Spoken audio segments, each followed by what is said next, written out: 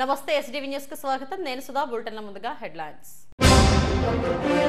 Davos లో జరిగే world economic forum సదస్సుకు వెళ్లిన ముఖ్యమంత్రి చంద్రబాబు బృందం. జ్యూరీస్ లో పారిశ్రామికవేత్తలతో సీఎం ప్రత్యేక సమావేశం. మహిళపై దాడి జరిగింది యాసిడ్ తో కాదు, నిందితుడిని అరెస్టు చేశామన్న డీసీపీ 2 మేరీ ప్రశాంతి. అర్జీలు పునరావృతం అయితే అధికారులదే బాధ్యత. ప్రజా సమస్యల పరిష్కార వేదికలో జిల్లా కలెక్టర్ హరీంద్ర ప్రసాద్.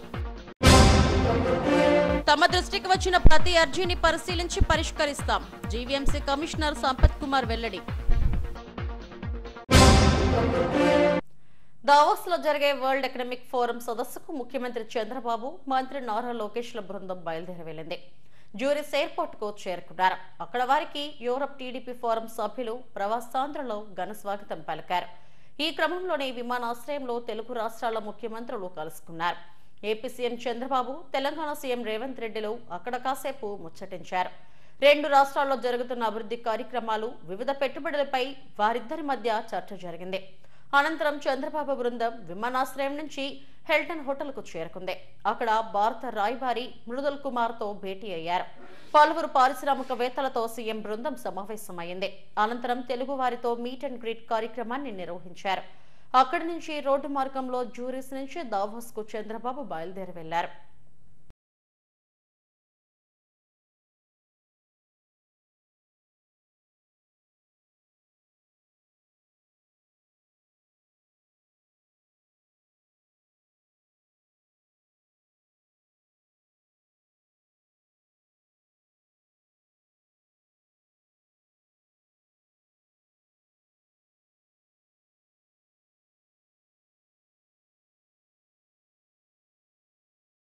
ఆర్టీసీ బస్సులో ఒక మహిళపై దాడి కేసును పోలీసులు ఛేదించారు.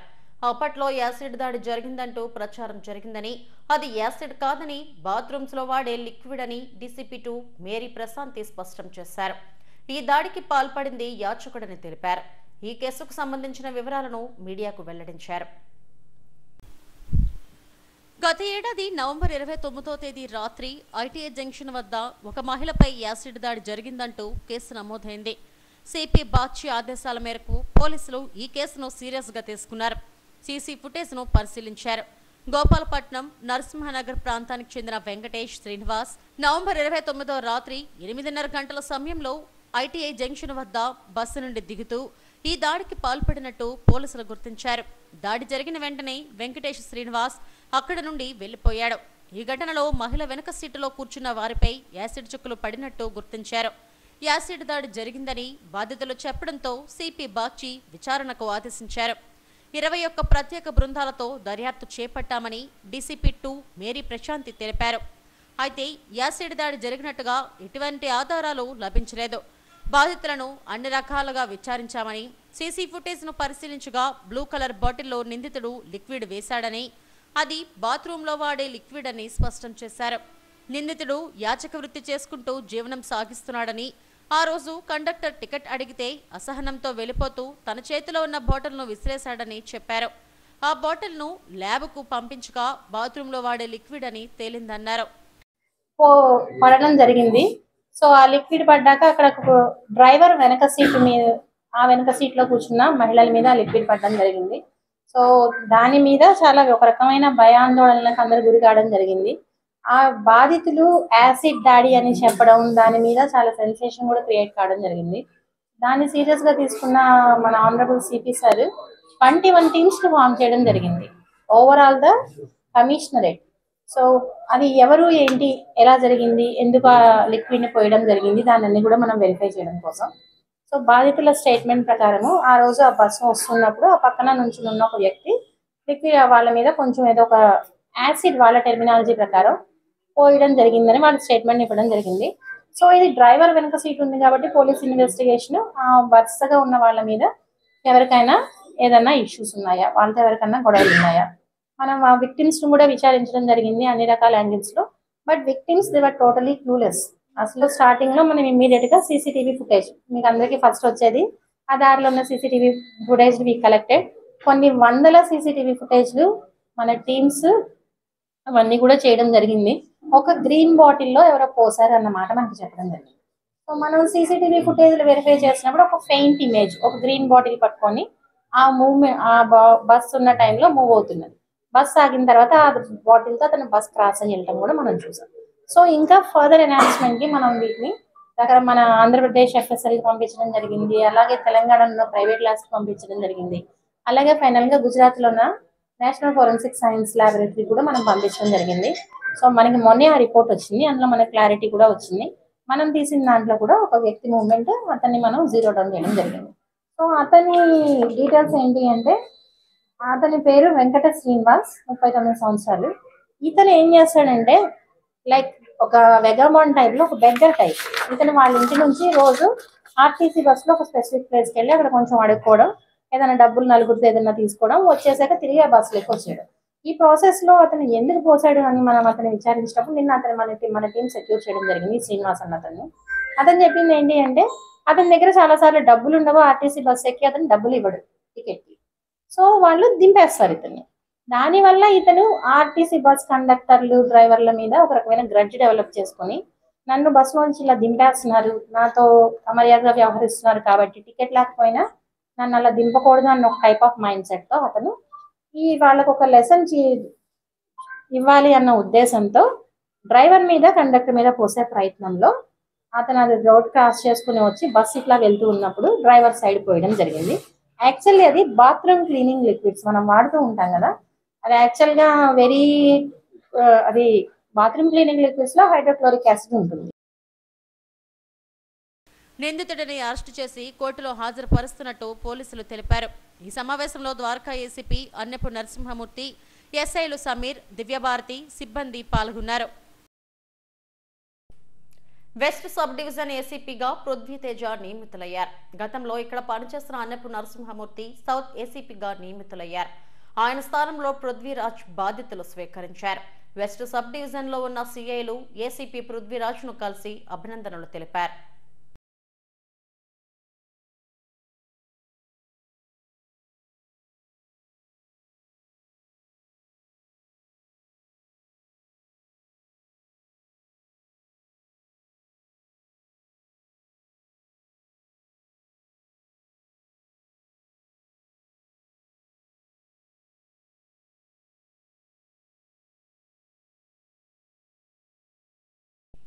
కలెక్టరేట్లో నిర్వహించిన ప్రజా సమస్యల పరిష్కార వేదికకు అర్జీలు వెల్లువెత్తాయి.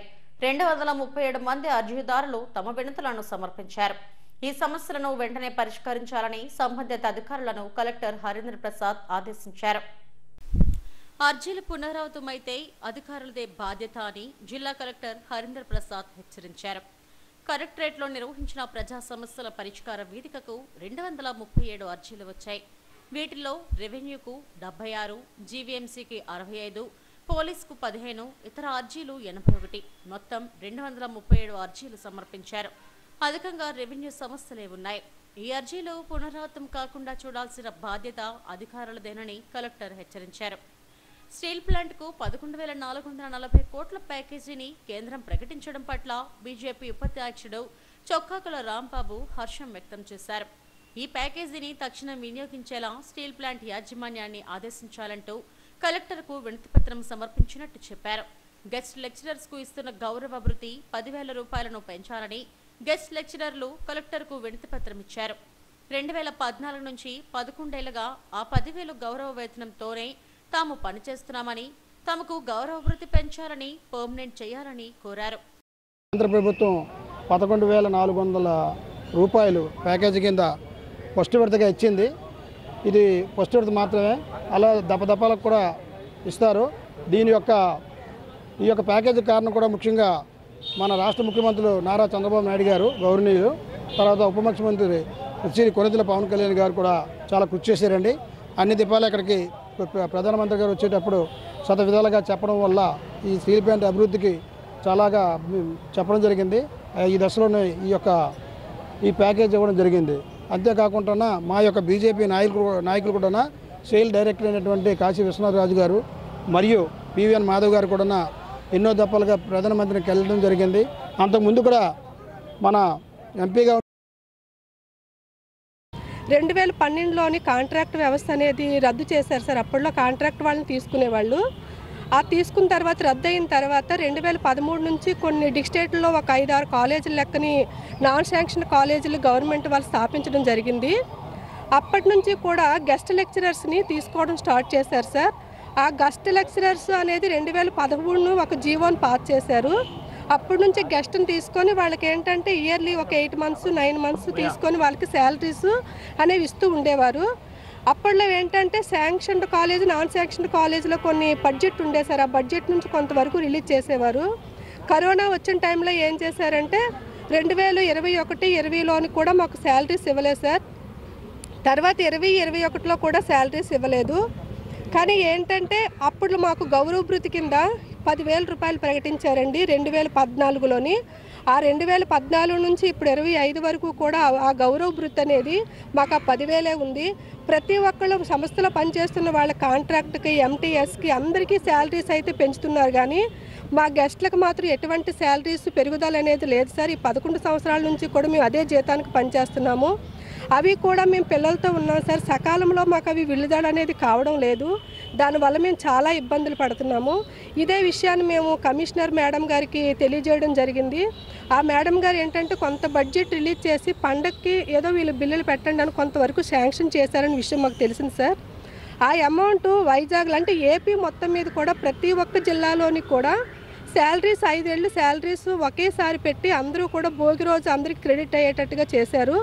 కానీ మేము వైజాగ్ జిల్లాలో పనిచేస్తున్న గెస్ట్లం మాత్రం మేము వర్క్ చేయలేదు అనుకుంటున్నారో డివిఓ మేడం గారు, లేకపోతే మేము కాలేజీలకు వెళ్ళలేదు అనుకుంటున్నారో మాకు అర్థం కావట్లేదు సార్. ఈ 5 ఏళ్ళ జీతాలు కూడా మాకు అసలు క్రెడిట్ అవ్వలేదు, ₹1 కూడా ఈ రోజుకి.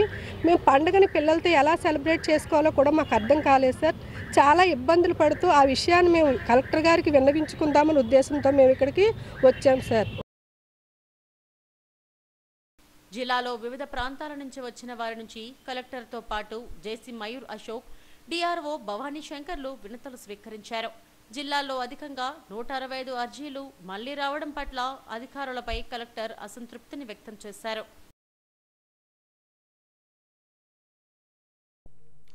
జీవీఎంసీ ప్రధాన కార్యాలయంలో నిర్వహించిన ప్రజా సమస్యల పరిష్కార వేదికకు 140 దరఖాస్తులు అందాయి. కమిషనర్ సంపత్ కుమార్ ప్రజల నుంచి అర్జీలు స్వీకరించారు. ప్రత్యేక కౌంటర్లను కూడా ఏర్పాటు చేసి ఫిర్యాదుదారులకు ఎలాంటి సౌకర్యం కలగకుండా చూస్తున్నారు. సమావేశ మందిరంలో ఆయన వినతులు స్వీకరించి ప్రతి సమస్యను పరిష్కరించాల్సిందిగా అధికారులకు ఆదేశాలిచ్చారు. ఒక్క సోమవారమే కాకుండా అర్జీల స్వీకరణ, పరిష్కారం నిరంతర ప్రక్రియగా కొనసాగిస్తున్నామని జీవీఎంసీ కమిషనర్ సంపత్ కుమార్ తెలిపారు.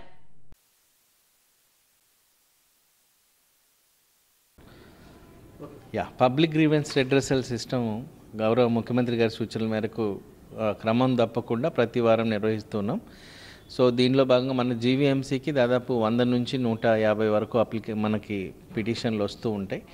సో వాటన్నిటిని సంబంధిత అధికారులందరికీ పంపించి ఎప్పటికప్పుడు పరిష్కారం చూపించేటువంటి దిశగా, అదేవిధంగా గ్రీవెన్స్ ఒకసారి రెడ్రెస్ అయిన తర్వాత వారి యొక్క సాటిస్ఫాక్షన్ లెవెల్స్ని కూడా తిరిగి ఆడిట్ చేసి తెలుసుకోవడం జరుగుతుంది. ఇది ఒక నిరంతర ప్రక్రియ. ఈ ప్రక్రియని గౌరవ సీఎం గారు చెప్పినట్టు వచ్చినటువంటి వారికి గౌరవం ఇవ్వడంతో పాటు వృద్ధాప్యంలో ఉన్నటువంటి వారు, అదేవిధంగా ఫిజికల్గా డిజేబుల్ ఉన్నటువంటి వారికి కూడా ప్రత్యేకమైన వసతులు కూడా మనం ఏర్పాటు చేసి తీసుకోవడం జరుగుతుంది. కేర్ హాస్పిటల్ రోబోటిక్ సర్జరీలో చారిత్రాత్మక మైలురాయిని సాధించింది. తీవ్రమైన పెద్దప్రేగు వాపు సమస్యతో బాధపడుతున్న ఒక యువకుడికి ఈ రోబోటిక్ సర్జరీ చేసి అతని ప్రాణాలు కాపాడారు. భవిష్యత్ అంతా రోబోటిక్ సర్జరీదేనని care hospital surgical gastroenterologist doctor Biswabasudas వెల్లడించారు. కేరళకు చెందిన చిన్నయ్య అనే 25 ఏళ్ల యువకుడు తీవ్రమైన పెద్దప్రేగు సమస్యతో బాధపడుతున్నాడు. ఎన్నో ఆసుపత్రులకు వెళ్లినప్పటికీ ఆ వ్యాధి నయం కాలేదు. దీర్ఘకాలికంగా మలం నుంచి రక్తస్రావం కావడంతో ఇతనికి రక్తహీనత ఏర్పడింది. స్టెరాయిడ్స్ పై ఆధారపడుతూ 3 ఏళ్ల పాటు జీవన పోరాటం చేశాడు. దీర్ఘకాలిక చికిత్స, రక్త మార్పిడి ఉన్నప్పటికీ అతను ఈ లక్షణాలతో బాధపడుతూ వచ్చాడు. అయితే కేర్ ఆసుపత్రిని సందర్శించారు. ఇతని వ్యాధిని surgical gastroenterologist doctor Biswabhushan Das కనుగొన్నారు. శరీరంపై ఎక్కడా కత్తిగాటు లేకుండా రోబోటిక్ సర్జరీకి చిన్నయ్య అంగీకరించారు. అయితే వైద్య బృందం అత్యంత ఆధునిక టెక్నాలజీని ఉపయోగించి 5 గంటల పాటు అతనికి శస్త్రచికిత్స నిర్వహించి రోగి ప్రాణాలను కాపాడారు. అతను దీర్ఘకాలికంగా ఎదుర్కొంటున్న పొత్తికడుపు సమస్య పరిష్కారమైంది. ఇది కేవలం సంచలనాత్మక రోబోటిక్ టెక్నిక్ ద్వారానే కత్తివేటు లేకుండా 3 రంధ్రాలతో శస్త్రచికిత్స విజయవంతంగా నిర్వహించామని care hospital surgical gastroenterologist doctor Biswabhushan Das తెలిపారు. అతనికి చేసిన వైద్యాన్ని రోబోటిక్ సర్జరీని మీడియాకు వివరించారు. తనకు రోబోటిక్ సర్జరీ వల్ల ఎంతో మేలు జరిగిందని, కేర్ వైద్యులు ఆధునిక వైద్యం అందించారని పేషెంట్ తెలిపాడు. More than 400 in 1 year we have done. So without much complication. That is first time in whole of Andhra Pradesh so many surgeries done in a short period of time. So with our group of doctors, sisters, technicians, we are able to do safely more number of robotic surgery at almost same cost of open and laparoscopy. So we want more number of people get benefited by robotic surgery. Robotic surgery is the future of surgery, and with that we see a better magnified view, less pain, less bleeding, less complications. So more and more people, surgeons should get trained in robotic surgery so that it gets benefited to more number of patients. 20 సంవత్సరాల కుర్రోడండి, ఒరిస్సా నుంచి వచ్చాడు. గత last 3 సంవత్సరాలుగా విరోచన వెళ్తుంటే రక్తం పడడం, తిన్నది అడగకపోవడం, కడుపులో నొప్పి ఇలాంటివి జరుగుతున్నాయండి. బయట నియర్ బై హాస్పిటల్లో చూపించుకున్నాడు, టెస్టులు అవి చేయించుకున్నాడు. ఎందుకు బ్లీడింగ్ అవుతుందో అనుకున్నాడు. టెస్టులు చేస్తే కొలనోస్కోపీ చేశారు. అందులో పేగు వరిచి దానిలో పుళ్ళు పడిని అని ఇచ్చారండి. అది ముక్క పరీక్ష కూడా పంపిస్తే అది అల్సరేటివ్ కొలైటిస్ అని వచ్చిందండి. అది నథింగ్ బట్ ఏంటండి, ఇమ్యూనిటీ ప్రాబ్లం అండి. బాడీలో ఇమ్యూనిటీ ఓవర్గా పనిచేయడం వల్ల ఆ ప్రాబ్లం వస్తుందండి.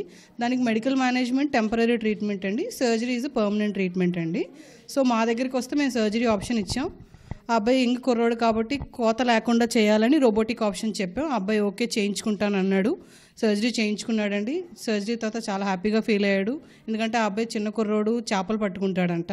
సో కోత ఉంటే ఆ అబ్బాయి ఎక్కువ రోజులు హాస్పిటల్లో ఉండాల్సి వస్తుంది, ఇంటికి వెళ్ళాక పని చేయలేకపోవడం, ఫ్యూచర్లో కటింగ్ వల్ల హెర్నియాలు రావడం ఇలాంటి ఇబ్బందులన్నీ జరుగుతాయి. బట్ మేము చిన్న 3-4 కన్నాలతో ఆపరేషన్ చేసామండి. అబ్బాయి చాలా హ్యాపీగా ఉన్నాడు, సేఫ్గా ఇంటికి డిశ్చార్జ్ అవుతున్నాడు. 2 నెలల తర్వాత అబ్బాయికి టెంపరీ స్టూల్ పాసెస్ బయట పెట్టాము. 2 నెలల తర్వాత క్లోజ్ చేస్తే అబ్బాయి ఇంకా నార్మల్ లైఫ్ లీడ్ చేస్తాడండి.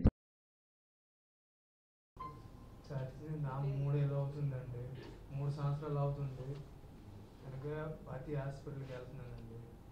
వెళ్తుంటే పాయచ్చి అనుకుని ఆపరేషన్ చేసేస్తున్నాను, ఏట్ లేదనుకుని మళ్ళీ పంపించేస్తున్నానండి.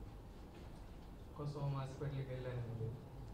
అక్కడికి వెళ్ళిన తర్వాత ఇంకా మళ్ళీ కొలనోస్కోపీ తీస్తే మెడిసిన్ ఓడుకొని 3 నెలలు ఉంటున్నానండి. 3 నెలలు ఉంటే మెడిసిన్ వేసిన తర్వాత మళ్ళీ ఇలాగే ఆగిపోయింది. ఇలాగే అయిపోయిన తర్వాత ఇంకా మా మామ ఉంటారు అండి. మామ ఉంటే ఇక్కడికి వచ్చి ఉంటారు, ముందు ఆపరేషన్ చేసి ఉంటారు అన్నయ్యకి. ఆపరేషన్ చేస్తే ఇప్పుడు తగ్గింది అనుకుని మా అమ్మాయికి కనుక్కొని వచ్చాం సార్ దగ్గరికి. సార్ దగ్గరికి వస్తే ఇక్కడ ఆపరేషన్ అనుకుని చెప్పారండి. చెయ్యి ఆపరేషన్, మిషన్ ఆపరేషన్ అంటే రోబోటిక్ ఆపరేషన్ అన్నారు. రోబోటిక్ ఆపరేషన్ అంటే రమ్మన్నారు. వారం తర్వాత వచ్చాము. ఆపరేషన్ చేయగలి బాగా. భారతదేశంలోని ప్రముఖ హెల్త్ కేర్ ప్రొవైడర్లలో ఒకటైన కేర్ హాస్పిటల్స్లో ఆధునిక వైద్యం అందుబాటులో ఉంది. 6 రాష్ట్రాల్లోని 7 నగరాల్లో 17 ఆరోగ్య సంరక్షణ సౌకర్యాలను కేర్ హాస్పిటల్ నిర్వహిస్తుంది. హైదరాబాద్, భువనేశ్వర్, విశాఖ, రాయ్పూర్, నాగపూర్, ఇండోర్లలో కేర్ హాస్పిటల్స్ నెట్వర్క్ ఉనికిని కలిగి ఉంది. ప్రజా సమస్యలను ఎప్పటికప్పుడు పరిష్కరించాలని హోంమంత్రి అనిత పోలీసు అధికారులను ఆదేశించారు. గోపాలపట్నం పోలీస్ స్టేషన్ను ఆకస్మికంగా తనిఖీ చేశారు. ప్రజా సమస్యల పరిష్కార వేదికను నిర్వహిస్తున్న నగర పోలీస్ కమిషనర్ శంకప్రతాప్ బాక్షితో వీడియో కాన్ఫరెన్స్ లో హోంమంత్రి అనిత మాట్లాడారు. ప్రజా సమస్యల పరిష్కార వేదికలో హోంమంత్రి అనిత కూడా పాల్గొన్నారు.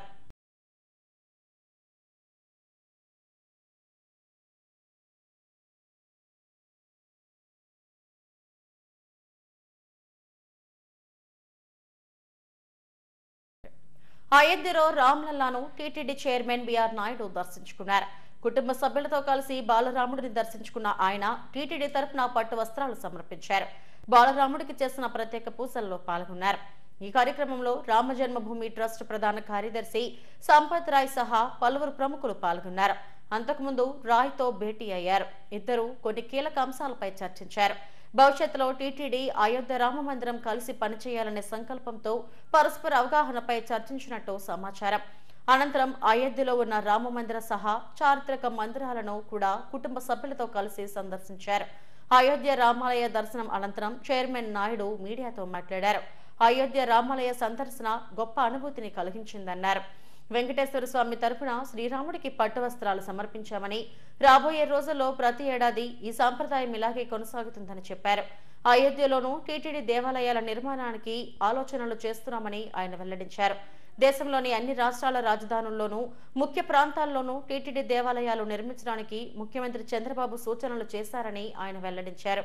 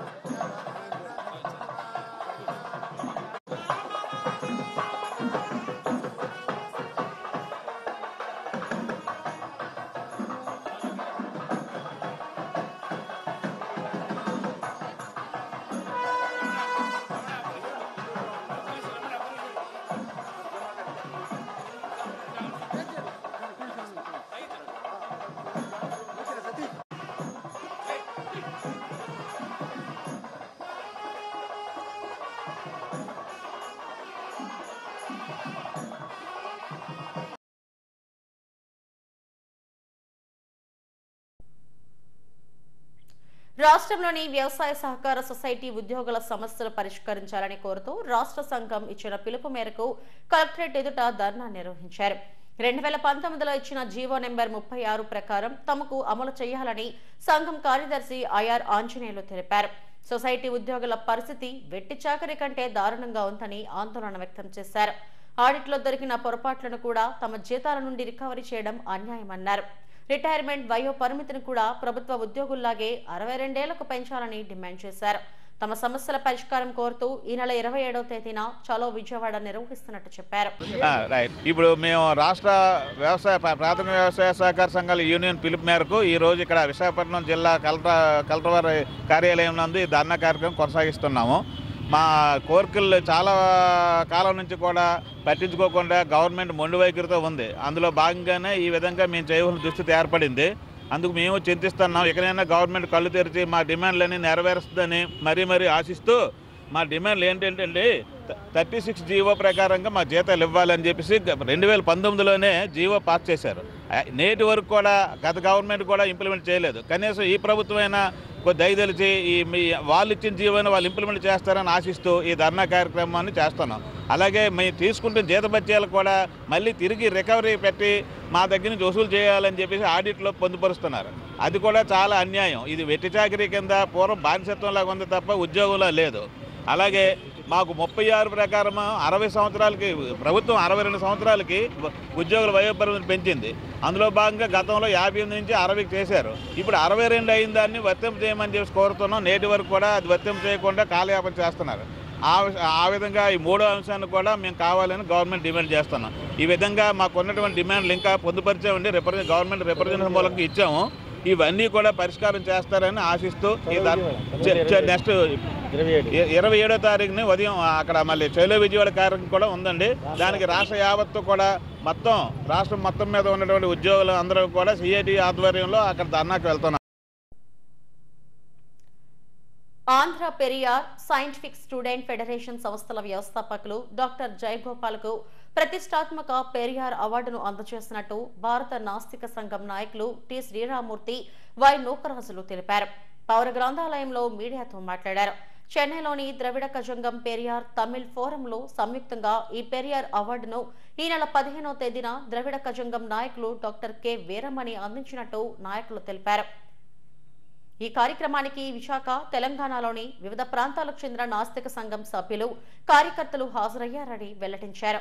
1972లో డాక్టర్ జయగోపాల్ భారతదేశంలోని వివిధ రాష్ట్రాల్లో మూఢనమ్మకాల నిర్మూలన కోసం, హక్కుల సాధన కోసం ఎక్కువగా పోరాడారని చెప్పారు. ఆయన మరణానంతరం ఈ పెరియార్ అవార్డుకు ఎంపికయ్యారన్నారు. అంతర్జాతీయ మానవ హక్కుల పరిరక్షణకు కృషి చేసిన డాక్టర్ జయగోపాల్కు గతంలో కెనడా సంస్థ కూడా అవార్డు ప్రదానం చేసిందన్నారు. ఈ సమావేశంలో సిపిఐ జిల్లా కార్యదర్శి పైడిరాజు, జె రవి, శ్యామల, సునీత తదితరులు పాల్గొన్నారు. అతని సేవలను తమిళనాడులో ఉన్న పెరియార్ సంస్థ, చెన్నైలో పేరుగాంచిన పెరియార్ సంస్థ పేరు మీద అతనికి అవార్డు ఇవ్వడం జరిగింది. ఇతని సేవలకు గుర్తింపుగాను ఆ అవార్డు ఇచ్చినందుకు విశాఖపట్నం మేము బాత్తనా సమాజంని మేము చాలా గర్విస్తున్నాం. అలాగే ఆ అవార్డు పట్ల మేము కుటుంబ సభ్యులకు ముఖ్యంగా మేము ధన్యవాదాలు తెలుపుతున్నాం.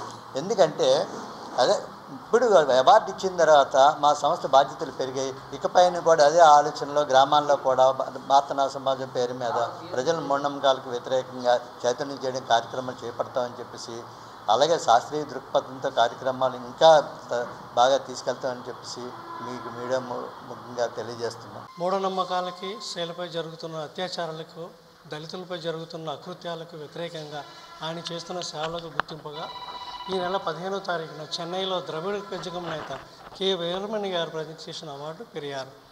ఈ అవార్డు జయగోపాల్ గారికి రావడం ప్రముఖ ప్రజా సంఘాలన్నీ హర్షిస్తున్నాయి. ఈ అవార్డు భారత నాస్తిక సమాజం యొక్క బాధ్యతను మరింతగా ప్రోత్సహించినట్లయింది. ఈ అవార్డు వచ్చిన దృష్ట్యా రాష్ట్రంలోని అనేక ప్రాంతాల్లో భారత నాస్తిక సమాజం ప్రతినిధులు పర్యటించి మూఢనమ్మకాలకు వ్యతిరేకంగా సైంటిఫిక్ టెంపర్ను డెవలప్ చేసే కార్యక్రమాన్ని చేపడతామని చెప్పేసి ఈ సందర్భంగా తెలియజేస్తున్నాం. హెడ్లైన్స్ మరోసారి.